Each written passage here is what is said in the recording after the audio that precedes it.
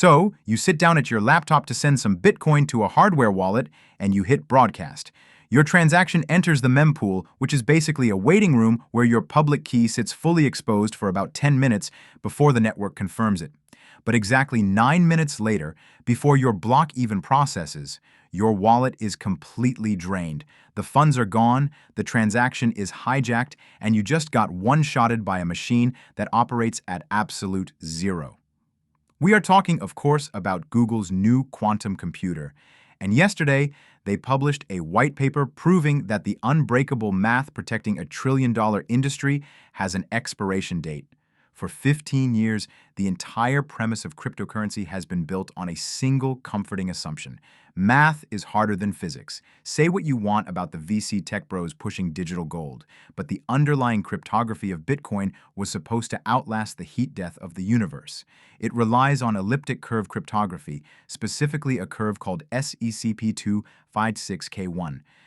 The idea is simple. Generating a public key from a private key is just multiplying a point on a curve. It's a one-way street.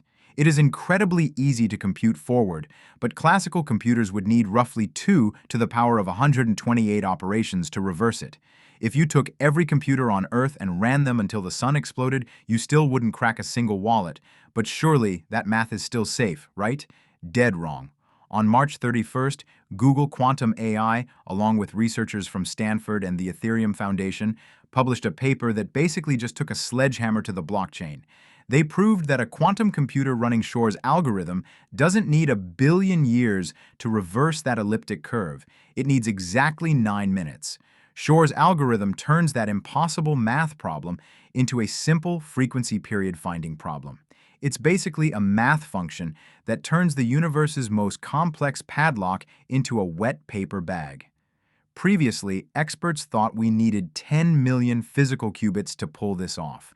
Google just proved you can do it with fewer than 500,000 physical qubits, which translates to about 1/200 error-corrected logical qubits. That is a 20-fold reduction in compute requirements overnight. And a separate paper from Caltech just showed you could do it with as few as 10,000 qubits if you use neutral atom lasers, though that takes about 10 days instead of 9 minutes. So, here's the thing. If you broadcast a transaction, you expose your public key to the network for 10 minutes. Google's fast clock quantum model cracks it in 9. That gives an attacker a 41% success rate to derive your private key, sign a competing transaction, and steal your funds mid-flight. It's an on-spend attack. You are literally getting robbed while standing in line at the bank. And so because of this, the entire security model of the decentralized internet is about to crash out. Now, if you don't know who Satoshi Nakamoto is, he's the pseudonymous creator of Bitcoin who vanished in 2011, leaving behind about 1.1 million Bitcoin. At today's prices, that's roughly 75 billion sitting untouched. Those coins are held in P2PK addresses, which is the oldest format on the network, and the fatal flaw of P2PK is that the public key is permanently and irrevocably embedded directly in the blockchain from day one. There is no 10-minute mempool window here. The keys have been fully exposed to the public for 15 years. Satoshi's wallet is completely defenseless. It is just sitting there waiting for a cryptographically relevant quantum computer to boot up. And it's not just Satoshi. There are roughly 6.9 million Bitcoin sitting in legacy wallets with exposed keys. That's 32% of the entire circulating supply. Ethereum is actually in an even worse position. Because of how Ethereum's account model works, every single user who has ever sent a transaction has permanently exposed their public key. Google's paper estimates there is over $100 billion at risk in Ethereum smart contracts, including the admin keys that control major stablecoins. If a quantum computer gets its hands on those admin keys, they can literally print infinite USDC. The entire DeFi ecosystem goes to zero. You have developers reviewing pull requests for smart contracts right now, completely unaware that the underlying signature scheme is fundamentally broken.